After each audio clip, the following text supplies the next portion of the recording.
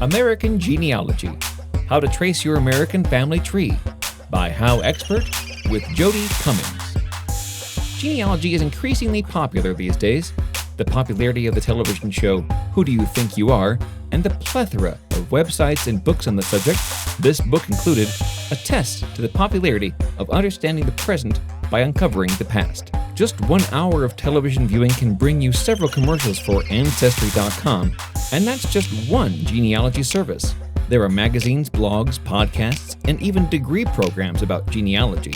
Genealogy has become big business, worth over $1.6 billion, that's billion with a B, in 2012 alone.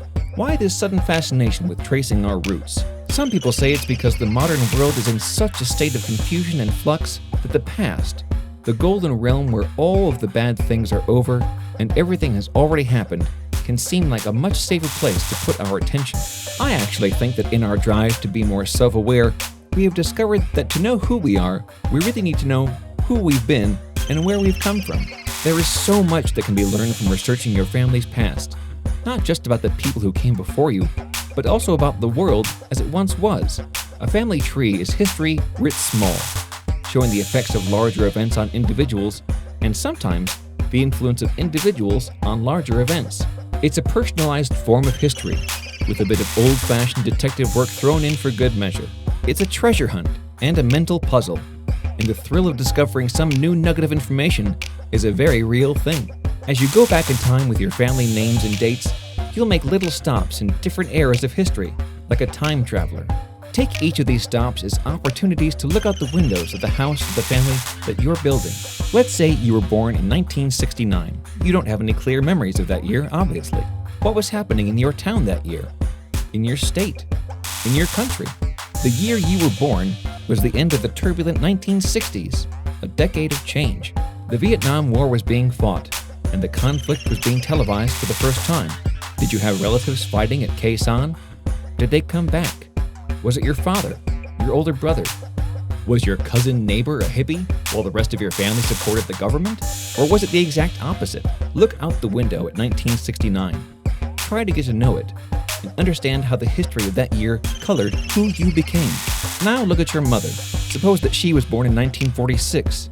That was the year after World War II ended, at the start of the baby boom. She was born only months after the first nuclear weapon was detonated over Japan. Your mother was one of those children who were taught to duck and cover in the 1950s during the darkest days of the Cold War. How did that affect her outlook on life? Did she have uncles who went to war? Or did her father fight? Where did she live? How many siblings did she have? Look at 1946 and get to know it.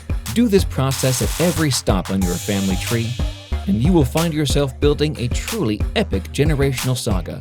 You don't have to be a Kennedy or a family in fiction to have dramatic stories in your family tree, and we're still only 2 generations into the line. Your ancestors traveled long and far to get you to where you are, and that makes you into the person you are today. We have many characteristics that come from the people in our families who came before us, things that go beyond eye color and the texture of our hair. About the expert. Jody Cummings is an amateur genealogist who's been researching her family tree for more than 13 years. She earned a BA in History, Spanish, and Anthropology from the Michigan State University Honors College and has published several novels under the name J.A. Cummings. HowExpert publishes quick how-to guides on all topics from A to Z by everyday experts. Visit HowExpert.com.